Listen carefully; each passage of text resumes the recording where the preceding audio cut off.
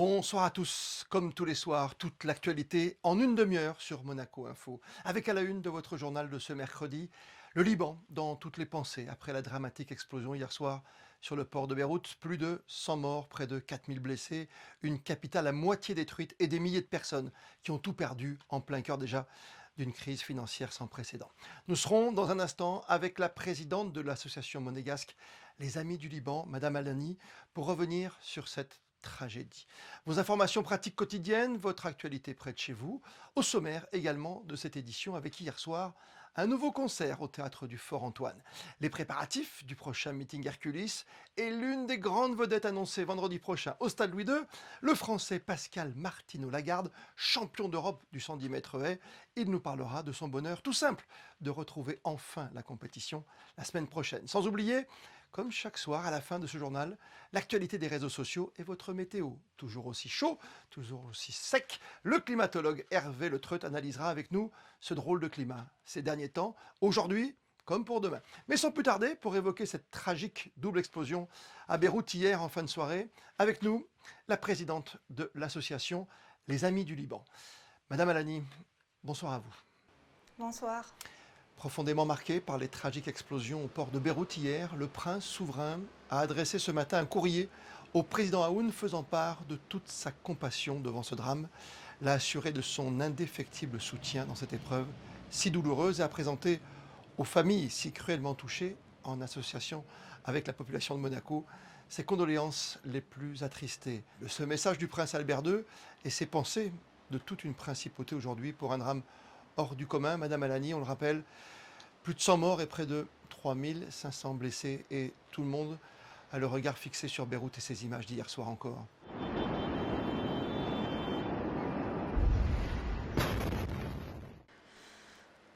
Vous avez dû recevoir des dizaines de messages hier, Madame Alani. Oui, beaucoup plus, et même ce matin, et même toute la nuit.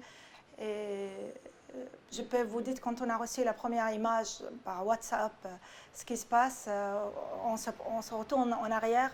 Ça rappelle vraiment pire que la guerre, à mon avis. Ouais. Et pourtant, c'est un pays déjà touché par les conflits internationaux. On le sait, cette ville de Beyrouth et ce pays qui est le Liban, qui est un pays qui nous est cher. Vous l'avez remarqué dans les propos du prince Albert II il y a quelques instants. Mais le prince, à chaque fois, il dit un mot que ça touche le Liban. D'ailleurs, n'importe quelle action humanitaire, on est très touché. On connaît son attachement au Liban et la peuple libanaise. Donc, Monaco, elle a prouvé depuis des années tout son soutien à travers toutes les actions humanitaires, que ce soit notre association, aux autres associations monégasques. Le message de prince, il prouve encore une fois qu'il est là. Vous avez de la famille, vous, j'imagine, également là-bas, à Beyrouth. J'ai mes sœurs à Beyrouth, ma nièce qu'elle a perdu toute sa maison, mais c'est pas grave, c'est du matériel. Il y a une membre de notre association, la Maman Tark, elle se trouve à Beyrouth depuis un an parce qu'elle travaille professeure à l'LIU. Elle gère toutes les affaires des Amis du Liban depuis un an sur le terrain. Elle a sa maison, sa voiture, tout était détruit. Donc l'image, c'est quelque chose de très, très blessant et c'est très choquant. Après, on dit que c'est matériel. Il y a d'autres personnes, pardon. Il y a d'autres personnes, ils ont perdu leur famille, leurs enfants, leurs parents. Et ce qui est terrible, Beyrouth, c'était l'exemple. On était fiers d'avoir toutes ces constructions. Même à la fin, il y avait beaucoup de crises. Les boutiques ils étaient fermées. Beyrouth était triste, mais c'était beau à voir. Je ne sais pas ce qu'on peut voir maintenant. On comprend votre émotion et c'est sûr que les images hier ont dû faire frémir plus d'une personne comme vous hier de voir ce champignon, de ne pas savoir ce qui se passe tout de suite au moment de l'explosion. On s'aperçoit que ce sont des matières visiblement chimiques explosives de nitrate qui ont donc enchaîné évidemment les doubles explosions. C'est un peu ce qui est arrivé avec la catastrophe AZF un peu plus près de nous en France en 2001, c'est ça N'importe quelle catastrophe, n'importe où dans le monde, c'est choquant. Alors vous imaginez un pays comme le Liban avec tout ce qu'il traverse en ce moment. Comme vous savez, il y a la crise économique, il y a la crise politique, il y a le Covid-19. Et vous savez, il y a 5000 personnes qui sont touchées par le Covid actuellement avec plein été au Liban. On se dit ce soir ensemble que c'est beaucoup pour un pays aujourd'hui et une ville comme Beyrouth qui pour l'instant est à moitié fermée automatiquement, qui a été touchée à, c'est ça, à 50%. Elle est à moitié fermée maintenant, mais depuis le mois d'octobre, là, il y a eu la catastrophe d'hier, que le monde entier, il ouvre ses yeux et il a un regard vers Beyrouth et le Liban. Mais le Liban, depuis le mois d'octobre, il traverse une crise énorme. L'économie, je peux vous dire qu'à l'entrée scolaire en septembre, il y avait des parents qui se tuaient devant l'école. Un père, il se brûlait parce qu'il n'arrive pas à scolariser ses enfants. Un autre qui s'est donné une balle dans la tête parce qu'il n'arrive pas à acheter du pain pour sa famille. Donc, moi, c'est ça qui me touche. C'est vrai, il y a la catastrophe hier, c'est quelque chose qui est énorme. Mais le Liban, on est en train de perdre des gens chaque jour depuis le mois d'octobre. Depuis des années, mais depuis le mois d'octobre, c'est une crise humanitaire. Et en dehors de la politique et l'économie, c'est quelque chose de très grave ce qui se passe là-bas. Quelle aide matérielle aujourd'hui vous avez le plus besoin pour reconstruire, madame? Moi, j'étais très touchée aujourd'hui. J'ai eu la MAD, M. Jean-François Sarr, au téléphone pour dire qu'est-ce qu'on peut faire. J'ai eu la coopération internationale, comment nous pouvons vous aider. Et nous, on pense par rapport à Monaco, qu'est-ce qu'on va faire de notre part. Nous allons préparer des conteneurs d'envoi urgent au Liban, des produits hygiéniens, des produits médicaux, des nourritures, des boîtes, parce qu'il n'y a pas du lait. Et vous savez, hier, c'était aussi frappé pour le blé où on fait les farines, on va pas avoir des farines pour faire du pain maintenant. Il n'y a même pas Il n'y a même du pas pain. ça. Je rappelle que vous êtes la présidente, bien sûr, des Amis du Liban. Les Amis du Liban qui ont un parrain que nous connaissons tous, évidemment, ici en Principauté, c'est Didier Deschamps. J'imagine que vous l'avez eu au téléphone aujourd'hui. Oui, déjà, et il m'a encore exprimé son soutien et il est attaché au Liban, il est attaché à la cause du Liban et avec sa femme Claude, on m'a fait part comme quoi ils sont là et on a tout son soutien et il suit de près tout ce qu'on fait et Didier, un parent, il est bien engagé. Encore une fois, hein, comme l'a exprimé le prince Albert II, toutes nos pensées sont dirigées ce soir vers Beyrouth et le Liban et toutes ces familles touchées même à travers le monde. Merci mille fois, Madame Alani, d'avoir Merci à été vous. avec nous ce soir sur Monaco Info. Merci à vous. Et sans plus tarder, l'actualité tout près de chez nous, ici, bien sûr, en Principauté, c'est le point info du jour. Et c'est avec vous, Sandrine Nègre. Bonsoir. Bonsoir Christophe, bonsoir à tous. Hashtag Drowning Prevention. La Fondation Princesse Charlène lance sa campagne digitale, une campagne de sensibilisation afin de rappeler aux parents d'enfants de moins de 5 ans, surtout, les risques liés à la baignade si l'enfant ne sait pas nager. L'OMS recense d'ailleurs plus de 320 000 victimes de noyades par an dans le monde. Il en était question il y a quelques jours avec Yannick Agnel et Pierre Frola sur Monaco Info. La Fondation Princesse Charlène multiplie les actions pour qu'un maximum d'enfants puissent apprendre à nager rapidement. Et cette étude, Sandrine, qui concerne le vélo. Oui, je souhaitais effectivement vous parler de cette enquête menée dans plusieurs pays d'Europe à travers différentes plateformes qui révèlent que les habitants de Paris, Bordeaux, Berlin, Bruxelles, Rome ou encore Genève sont de plus en plus nombreux à utiliser le vélo depuis le déconfinement. Et bien en Principauté, gros succès aussi, comme le montre Monaco en chiffres, les monabikes, vélos à assistance électrique, ne cessent d'attirer de nouveaux usagers. En 2019, 711 000 km ont été parcourus par ces monabikes, utilisation moyenne quotidienne de 15 à 30 minutes. L'AS Monaco Basket poursuit son recrutement avec la signature d'un nouveau joueur. Oui, et c'est un très joli coup réalisé par la Roca Team, Christophe. Abdoulaye Ndoye rejoint les Rouges et Blancs. Ce jeune arrière prometteur de 22 ans reste sur une très belle saison à Cholet, où il tournait à 10,1 points, 4,2 rebonds et 4 passes de moyenne par match. Joueur polyvalent capable de jouer meneur ou arrière, Ndoye déclare dans un communiqué, je le cite, « Monaco, pour moi, c'est un step en avant. Monaco était à mes yeux le meilleur choix. Je viens pour gagner des titres, car en premier lieu, je suis un compétiteur. » Sachez d'ailleurs que d'ici une dizaine de jours, Frédéric Elion, de la rédaction de Monaco Info, suivra les joueurs de la Roca Team à Bormio en Italie. Un reportage à suivre donc. Merci Sandrine. À tout à l'heure pour le point info pratique, comme chaque soir dans votre journal sur Monaco Info. Les sports ce soir, toujours à l'honneur. Tiens, on devrait être en... Ah, logiquement, c'est Tokyo, oui, normalement c'est Tokyo 2020, on aurait dû être en plein Jeux Olympiques. Avec nous, ce soir, il va retrouver le goût de la compétition très prochainement. Bonsoir Pascal Martineau-Lagarde. Bonsoir. Logiquement, c'est Tokyo, jusqu'au 8 août, habituellement. On avait tout préparé avant, évidemment, cette grande crise sanitaire. Qu'est-ce qu'on ressent aujourd'hui? C'est un énorme manque? Ah, il y a un peu de déception quand même parce que on vit par le sport, on vit plein d'émotions, on s'entraîne dur pour ça et quand on n'a pas ce fameux championnat pour réaliser ses rêves, ça fait un gros vide. Là, on a quand même réussi à trouver quelques compétitions pour essayer de faire vivre notre sport, mais il n'y a rien qui remplacera les Jeux Olympiques. Vous faites partie des dieux du stade qui seront vendredi prochain, le 14 août, à Monaco. Avec un immense plaisir, on va vous retrouver dans un endroit que vous connaissez bien, puisque vous avez battu tout simplement là-bas votre record. Et vous avez toujours ce record hein, Ouais. formidable. On s'en souvient, c'était déjà il y a 6 ans à Hercules, sur le 110 mètres haies. Ouais, c'était en 2014. Ouais, j'étais jeune à l'époque, j'avais peut-être 5 kilos de moins et j'avais couru en 12,95. J'ai des très bons souvenirs du stade de Monaco. Et au-delà de ces 12,95, souvent quand je cours sur cette piste, je fais souvent ce qu'on appelle season best, mon meilleur temps de la saison. Donc j'ai vraiment, il y a un truc qui se passe là-bas, il y a un truc il y a une bonne fusion qui se fait entre le stade et moi. Donc j'ai hâte de remettre les pieds sur la piste. C'est l'air de la Méditerranée, c'est la principauté de Monaco. Attention, ça va changer un Voilà. petit peu. Je ne sais pas si vous êtes au courant, on a dû vous prévenir parce que votre entraîneur bosse là-dessus, je sais. On a changé le tartan, on a changé Mhm. la surface. Hein. Ah, ça, je savais pas. Bah, j'ai Ah, hâte c'est une de, info Monaco de Info. faire le premier meeting dessus, alors. Voilà, avec une piste qui doit peut-être encore mieux rebondir. Vous êtes le spécialiste, on le dit souvent, Bien des con. intervalles. Hein. Oui, alors, en fait, le sprint, j'ai l'habitude de dire que sans maîtrise, la puissance n'est rien. Et notre discipline, elle correspond tout à fait à ça parce que il faut être bon sprinter, mais comme on a des barrières, il faut perdre le moins d'énergie possible dans le franchissement. Donc, il faut vraiment être à la parfaite maîtrise de sa discipline pour performer. Il ne faut pas toucher évidemment la haie le moins possible, il faut juste la frôler. C'est quelle hauteur déjà pour les haies? C'est 1,06 m. Donc, ça arrive à peu près à la hanche.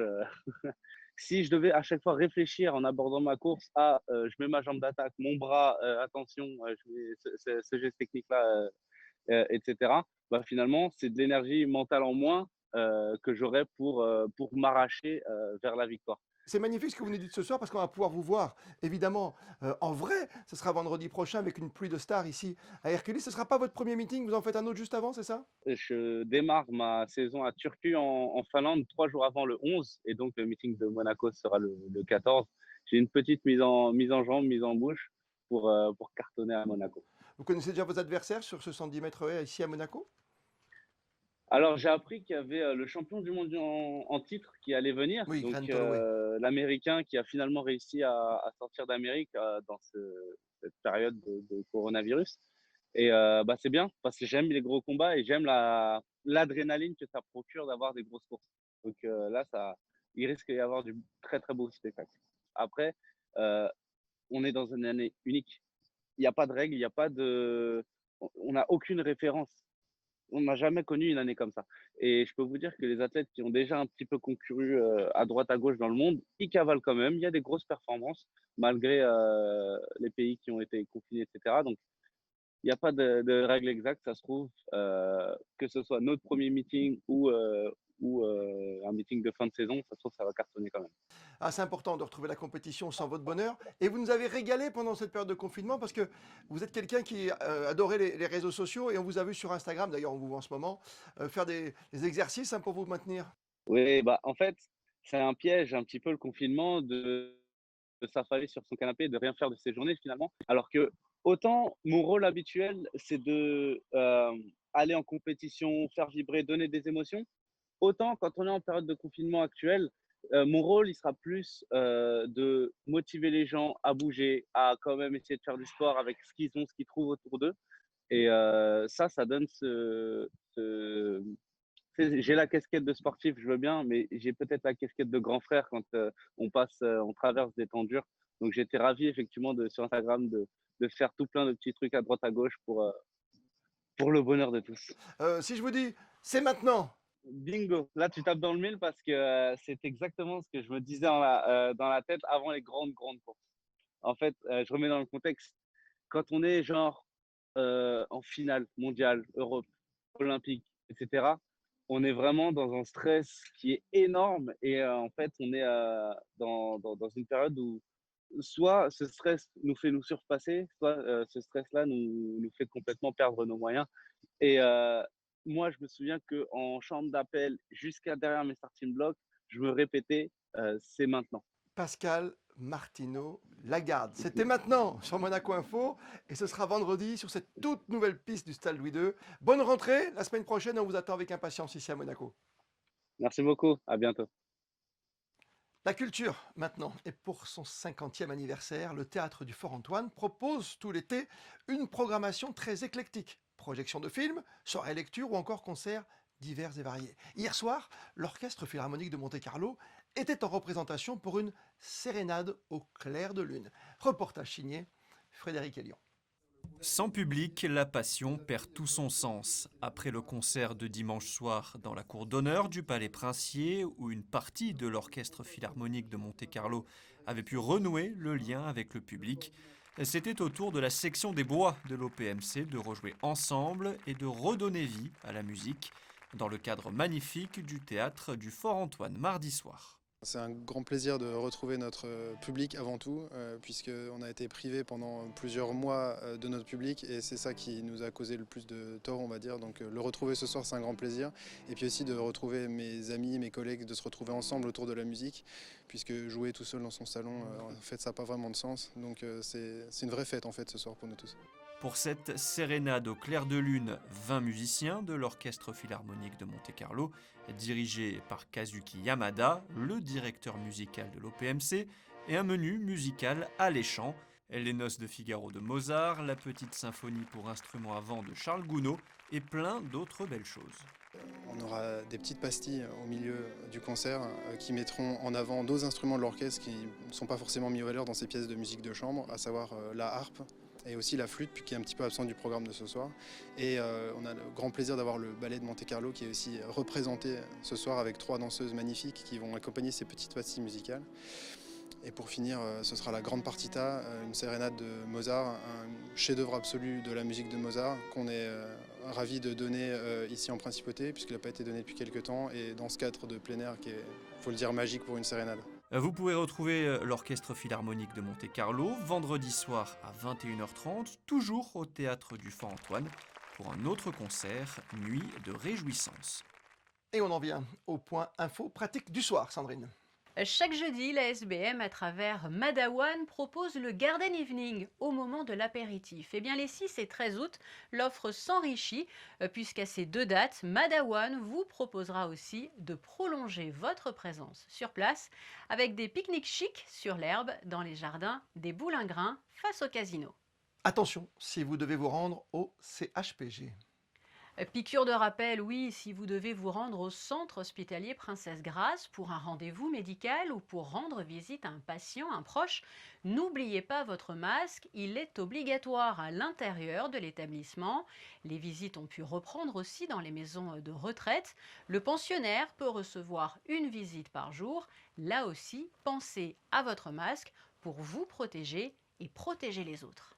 En cette période estivale, quelques conseils pour lutter contre la chaleur. Les enfants sont particulièrement vulnérables aux affections liées à la chaleur. Déshydratation, hyperthermie, coups de chaleur. En période estivale, il est donc essentiel de les prévenir, les reconnaître et les traiter. N'exposez pas vos enfants au soleil entre 12h et 16h. Une exposition prolongée multiplie le risque d'insolation et d'une manière générale, veillez à limiter les durées de ces expositions, quelle que soit l'heure et le lieu. Protégez-le de la chaleur en veillant à ce qu'il porte un t-shirt, un chapeau et des lunettes de soleil. Toutes les parties non couvertes de vêtements, visage et corps exposés au soleil, doivent être crémées, indice 50, toutes les 2 heures et après chaque baignade. Faire boire les enfants aussi régulièrement, pensez-y pour éviter la déshydratation.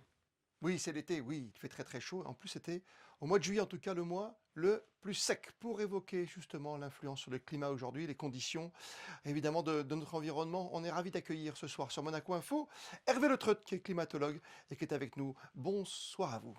Bonsoir. Merci d'être avec nous. Quand je dis le mois le plus sec, ça veut dire qu'on est toujours en attente de pluie, même au mois d'août, encore en France? Vous savez, on ne sait pas ce qui se passe dans le jour parce que c'est relativement aléatoire, tout ce qui est météorologique.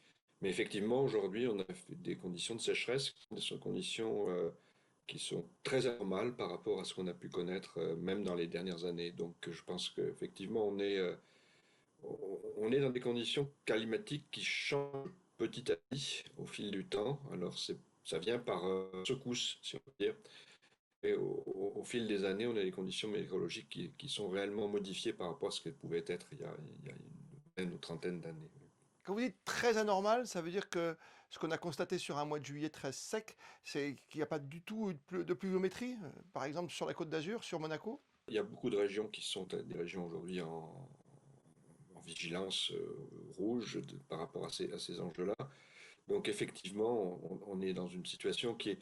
Alors on a connu déjà des sécheresses l'an dernier, on connaît des sécheresses. Ce qui fait caractère peut-être inquiétant de ce qui se passe, c'est le caractère réplicable. C'est-à-dire que d'année en année, ça devient plus fréquent.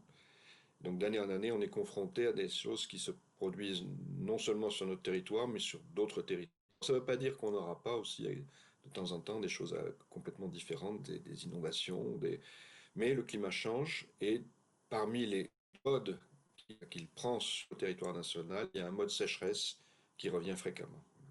La sécheresse, ce qui implique automatiquement un risque d'incendie élevé, on le voit encore, hein, dans les Bouches-du-Rhône ou ce qui s'est passé à Anglet il n'y a pas très longtemps. Oui, alors le risque d'incendie, on le voit un petit peu partout à l'œuvre sur la planète. Je crois que c'est aussi un des caractères de ce qui se passe aujourd'hui, c'est qu'on a des incendies aussi bien en Californie, en Australie, en Russie. Enfin, on a des températures extrêmement fortes dans le Spitzberg aussi. Donc on a beaucoup de choses qui se produisent. Alors ça se produit jamais exactement là où on l'attend, quand on l'attend, mais globalement, on est effectivement certain que les émissions de gaz à effet de serre ont transformé le paysage de la planète de ce point de vue-là. Oui, on a déjà beaucoup parlé évidemment de ce qui se passe aujourd'hui, de cette liberté finalement, cette liberté faite au pays de gérer comme ils veulent, ces fameux 2 degrés qu'il faut qu'on récupère un jour ou un autre. Donc aujourd'hui, on ne parle pas vraiment de se débarrasser du problème climatique, on parle de l'atténuer parce que les gaz à effet de serre sont des gaz qui se stockent dans l'atmosphère, ils se stockent sur des durées extrêmement longues, on parle d'une demi-vie d'un siècle pour le CO2. Donc c'est très long, ça veut dire que tout ce qui a été émis le jour de nos naissances, pour moitié, est encore présent dans l'atmosphère, et même un peu plus. Donc on est face à des situations qui ne sont pas réversibles. On peut essayer de les aménager, de les atténuer, elles ne sont pas réversibles et continuent à augmenter parce qu'on continue à mettre des gaz à effet de serre dans l'atmosphère. Et effectivement, c'est un problème global parce que les gaz se mélangent. Les gaz qui restent aussi longtemps dans l'atmosphère sont des gaz qui vont être mélangés partout sur la planète. Aujourd'hui, au-dessus de nos têtes, on a une petite partie de gaz qui ont été émis par la France et puis d'autres qui viennent d'ailleurs. Et donc on est dans une situation qui implique en fait aussi beaucoup maintenant d'anticiper ce qui peut se passer sur notre territoire et de protéger notre territoire. Je pense qu'on ne peut plus aujourd'hui seulement compter sur un travail collectif qui se fera, qui ne se fera pas, mais je pense que par rapport aux risques qu'on subit sur nos territoires, on a besoin maintenant d'anticiper ce qui peut passer au niveau agricole. Hervé Le Treut, juste, on a parlé tout à l'heure de sécheresse en promo liminaire et ce mois de juillet qui était très très sec.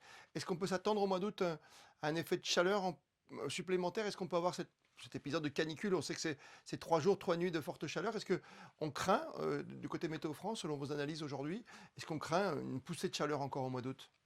Au mois d'août, on a un horizon, disons, d'une dizaine, quinzaine de jours où on peut anticiper des choses de manière... on voit que là, à court terme, on va avoir des chaleurs encore. Mais la météo est vraiment quelque chose qui est imprévisible d'une quinzaine de jours maximum, même souvent une dizaine de jours. Et pourquoi? Parce qu'on a des systèmes, la dynamique de l'atmosphère imagine des scénarios multiples. Ce qui fait le fait climatique, c'est la statistique de ces problèmes-là, la statistique de ce qui se passe. Ce qui peut se passer le 30 de ce mois, on le saura plus tard. On le saura plus tard. Merci 1000 fois, Hervé Le Treut, d'avoir été avec nous. On a bien compris, on va retenir dans cette émission ce soir sur Monaco Info, que vous avez du mal à prévoir plus de 10 jours ou 15 jours à l'avance encore aujourd'hui, car les phénomènes sont surprenants, mais qu'il faut faire preuve toujours de précaution et de prévention. Merci d'avoir été notre invité ce soir. Je rappelle que vous êtes climatologue, vous êtes professeur également, et que vous travaillez pour Météo France, logiquement. Merci à vous d'avoir été avec nous ce soir. Merci bien. Au revoir. Et comme le veut la tradition, voici votre rendez-vous avec le meilleur de l'actualité des réseaux sociaux sélectionné ce soir pour vous par Laura Woodruff. Un tour en moto, des animaux, un tour en ballon, tout ce qui a fait le buzz à travers le monde ces dernières heures. All over the world.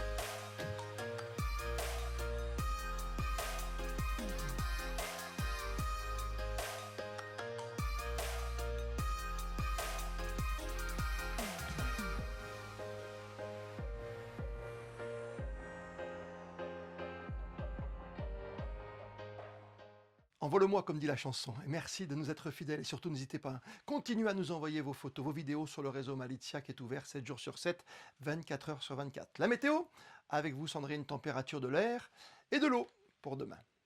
Jeudi, plein soleil, pas de nuages et un mercure compris de 23 à 28 degrés. Ce ciel dégagé me donne l'occasion de vous rappeler, surtout si vous êtes âgé, de ne pas sortir aux heures les plus chaudes. Demain, nous fêterons les sauveurs. Le soleil se lèvera à 6h25 et se couchera à 20h47, Christophe. Merci Sandrine. Et comme chaque soir, on termine ce journal par les instantanés d'une vie sous contrôle, dans le respect des mesures barrières.